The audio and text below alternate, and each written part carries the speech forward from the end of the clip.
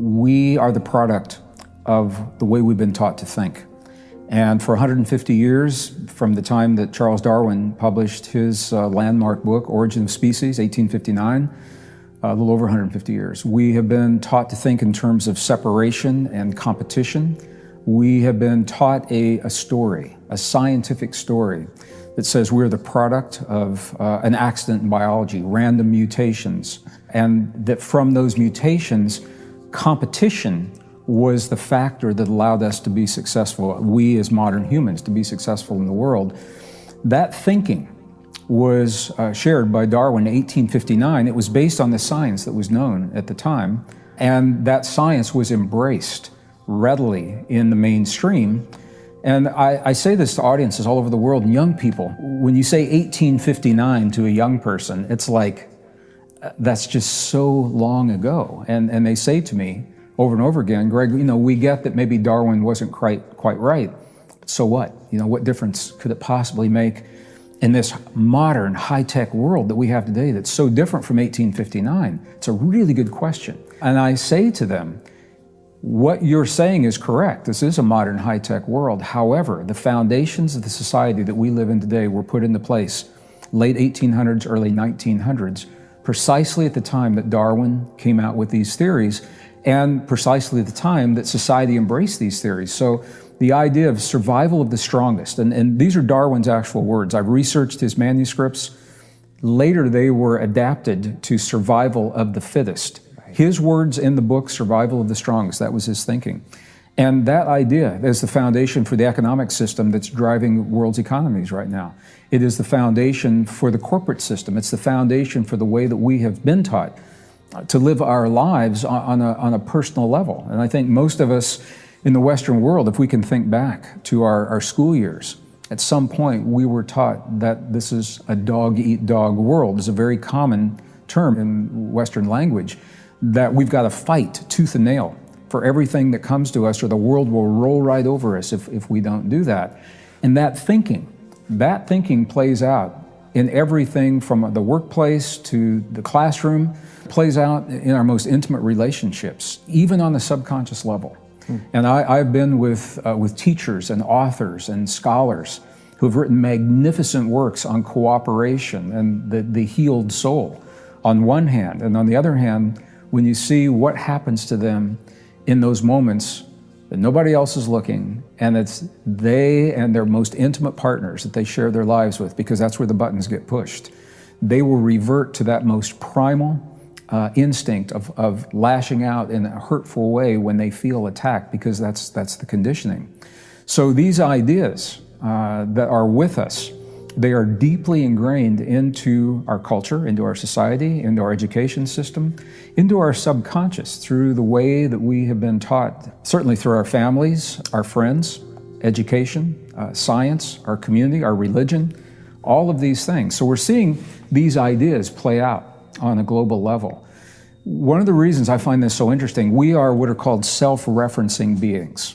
And what that means is that we tend to hinge our personal sense of well-being upon what's happening in the world around us. And we all know that. We come home from work, if we are still watching any news on television, a lot of people are not, but if we are, and you turn on that news and you hear, the world stock markets are tanking and a recession is looming, and if you hear, there's a war brewing in the Middle East and that your companies, may go under, you can be having a perfect day, and when you hear those things, you begin to feel less perfect about your day and your world.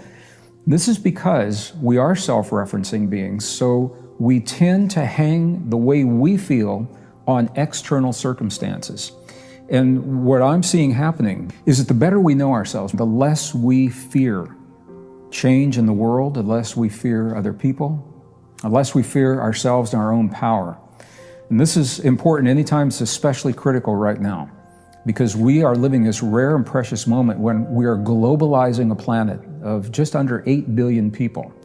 So we are pushing together cultures and religions and the ways that men think about women and women think about men and the way that we've been taught to live. We're pushing ourselves together and asking us to assimilate and unify based on the thinking of separation and competition. And that discrepancy, I think, is showing up on a global level when it comes to what we see happening in the world. And this is where it's dangerous, especially dangerous, because there's a media factor and a manipulation of mass thinking through the media.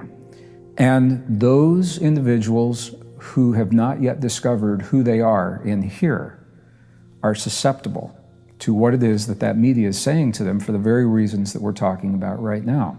If you don't know who you are, and your sense of well-being hinges upon what you hear about your world, not your experience, but what you hear from people that you've been taught to respect, the news media, for example, or a medical doctor, or a scientist.